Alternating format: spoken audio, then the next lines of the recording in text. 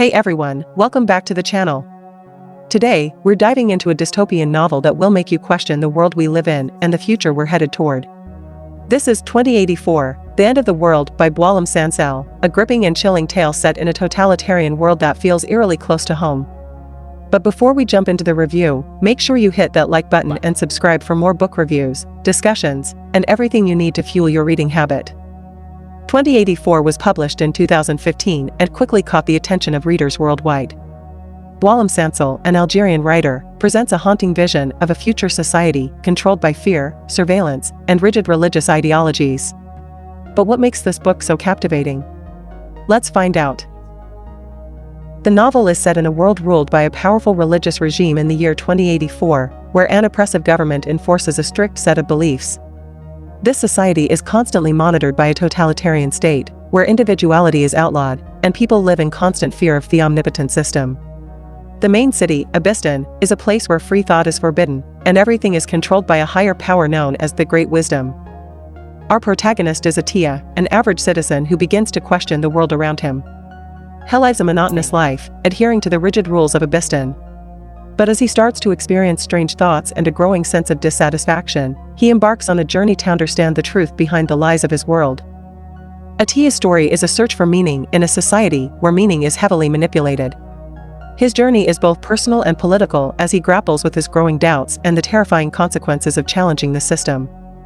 One of the most powerful themes in 2084 is the exploration of totalitarianism and the chilling reality of surveillance. Sansal's world is one where the state controls every aspect of life. Citizens are watched, monitored, and manipulated at all times. Privacy is non-existent, and any form of rebellion is ruthlessly suppressed. The idea of free will and independent thought becomes a dangerous act. The book often draws comparisons to George Orwell's 1984, but instead of focusing solely on political ideology, it intertwines religion and spirituality as the central form of control. It raises questions about the intersection of faith, politics, and power, and how easily these systems can be used to maintain control over a population. Religion plays a key role in the oppressive regime of Abystan. The Great Wisdom, which governs the society, is deeply rooted in a religious ideology that seeks to control every aspect of human existence. This belief system is presented as the ultimate truth, and any deviation from it is considered heresy. The book questions the dangers of using religion as a tool for control, illustrating how easily it can be twisted to justify oppression. Sansal's depiction of religion is unsettling. It's a world where faith has been perverted into a mechanism for tyranny. This makes the novel not just a political critique, but also a reflection on the darker side of human belief and the potential dangers of blind obedience. Now, let's talk about the writing. Sansal's prose is stark, evocative, and haunting. The world of 2084 is built with such care and detail that you can almost feel the oppressive atmosphere hanging in the air. His descriptions of the landscape, the architecture, and even the routines of daily life create a world that feels both alien and familiar, a society that could easily exist if we were not careful. The pacing is methodical, building tension slowly as Atiya's doubts grow, and the sense of dread permeates the entire narrative.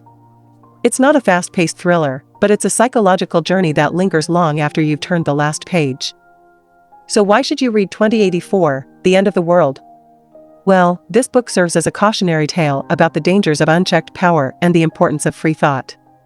It's a reflection on the fragility of our freedoms and how easily we could slip into a world where our lives are controlled by a higher power.